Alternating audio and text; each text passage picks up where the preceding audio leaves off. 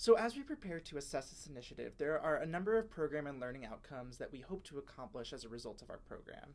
First and foremost, we're hoping that we see improvement in graduate TA readiness from the start of our program through its conclusion. And so, to assess that, we'll be administering a pre program survey as well as a post program survey that assesses the learning that they have gained as a result of being in the program. We'll talk about what that looks like specifically in the learning outcomes, but that improvement in readiness is a huge part of what we're hoping to accomplish here.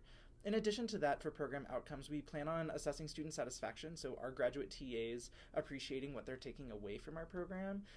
And more indirectly, we're hoping to see an improvement in undergraduate student learning from this program as well, as we've talked about before. And so in order to measure that, we're planning on tailoring our assessment to the learning outcomes that are identified by each individual department, knowing that that can vary quite a lot throughout the university. And so from those learning outcomes, we're hoping to assess quality of learning through the takeaways that people or that undergrads are taking away from their courses with graduate TAs. And so if we're seeing an improvement in that over time alongside this course, then that's a huge success.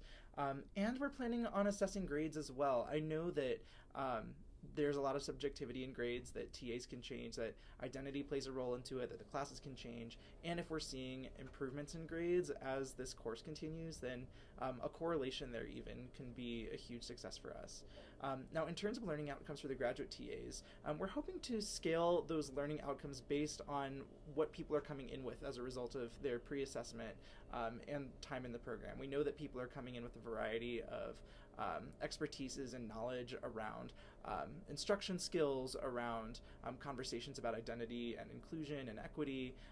And so we want to be able to meet all of those needs. And so here are a few examples of potential learning outcomes that we might have for this program. So we would love for students to get through this program and be able to explain how identity and oppression relate to the classroom setting. And as they continue through and gain more experience, be able to analyze how identity and oppression show up in the classroom. Additionally, we would love for them to be able to articulate strategies for addressing current events in the classroom, and then as they continue, be able to implement those strategies that they've articulated. And last but not least, we hope that they, from our program, are able to then implement best practices for instruction techniques in the classroom as well.